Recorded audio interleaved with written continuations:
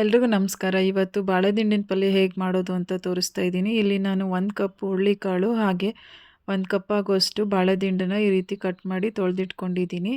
ಇವಾಗ ಎರಡನ್ನೂ ಸೇರಿಸಿ ಮತ್ತು 2 ಗ್ಲಾಸ್ ನೀರನ್ನ ಸೇರಿಸ್ಕೊತಾ ಇದ್ದೀನಿ.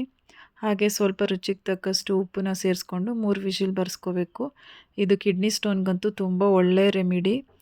3 ವಿಷಿಲ್ ಆದಮೇಲೆ ಈ ರೀತಿ ಸೋಸಿಟ್ಕೊಂಡಿದ್ದೀನಿ. ಹಾಗೆ ಒಂದು ಬಾಣಲಿ ತೊಗೊಂಡು 1 ಸ್ಪೂನ್ ಎಣ್ಣೆ, 1 ಸ್ಪೂನ್ ಸಾಸಿವೆ, ಜೀರಿಗೆ, ಕರಿಬೇವು, ಹಾಗೆ ಒಂದು 4 ಎಸಳು ಬೆಳ್ಳುಳ್ಳಿ ಹಾಕ್ಕೊಂಡಿದ್ದೀನಿ.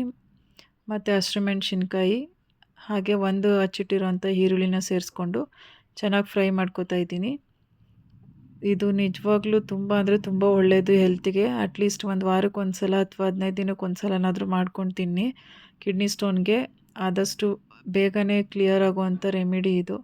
ಸ್ವಲ್ಪ ಅರಿಶಿನ ಸೇರಿಸ್ಕೊಂಡಿದ್ದೀನಿ. ಹಾಗೆ ಏನು ಸೋಸಿಟ್ಕೊಂಡಿದ್ದೆ ಕಾಳು ಮತ್ತು ಬಾಳೆದಿಂಡನ್ನ ಸೇರಿಸ್ಕೊಂಡು ಮಿಕ್ಸ್ ಮಾಡ್ಕೋತಾ ಇದ್ದೀನಿ. ತುಂಬ ಚೆನ್ನಾಗಿರುತ್ತೆ ತಿನ್ನೋದಕ್ಕೂ. ಈಗ 1 ಸ್ಪೂನ್ ಮೆಣಸಿನ್ಕಾಯಿ ಪುಡಿನ ಸೇರಿಸ್ಕೊಂಡಿದ್ದೀನಿ. ಹಾಗೆ ಧನಿಯಾ ಪುಡಿನೂ ಸೇರಿಸ್ಕೊತಾ ಇದ್ದೀನಿ. ಈಗ ಮತ್ತು ಹಸಿ ತೆಂಗಿನಕಾಯಿ ತುರಿ ಹಾಕೋದ್ರಿಂದ ತುಂಬ ಟೇಸ್ಟ್ ಚೆನ್ನಾಗಿರುತ್ತೆ. ನೋಡಿ, ಈ ರೀತಿ ಹಸಿ ತೆಂಗಿನಕಾಯಿ ತುರಿನೂ ಸೇರಿಸ್ಕೊಂಡು ಚೆನ್ನಾಗಿ ಮಿಕ್ಸ್ ಮಾಡ್ಕೋಬೇಕು. ನಿಜ, ನೀವು ಬೇಡ ಅಂತ ಅನ್ನೋದೇ ಇಲ್ಲ, ಅಷ್ಟು ಚೆನ್ನಾಗಿರುತ್ತೆ ಈ ಪಲ್ಯ.